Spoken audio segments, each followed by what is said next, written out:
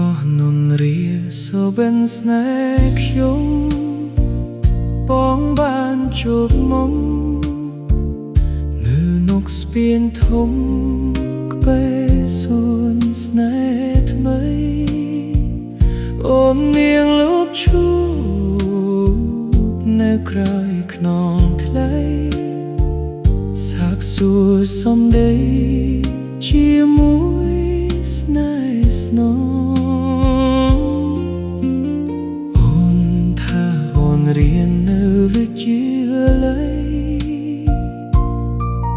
អូនជួយមានថ្លៃរាប់ប្រាក់ចំណូលរូបអូនផ្ដាច់ដូរការសិក្សាទោះជាយ៉ាងណាអូនរៀនឲ្យចំស្រស់ស្រីថៃអូនឡោយ៉ាងហ្នឹងរូបរាងប្រលឹងសំសួនណាស់ថ្លៃ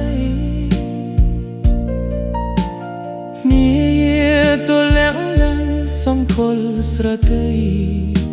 ចំណេះដឹងថ្លៃកាត់ថ្លៃមិន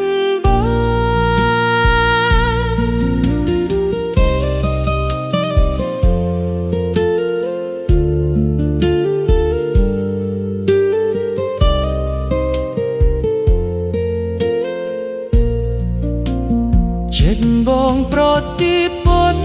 លើកុលាបកោះនរាទោះបីជួបគ្នាត្រឹមពេលដ៏ខ្លីមិនអាចភ្លេចបានសម្រស់ជរិណី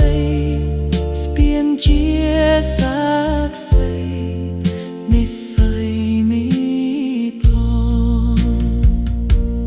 បងចង់សួរតើអូនព្រមទេ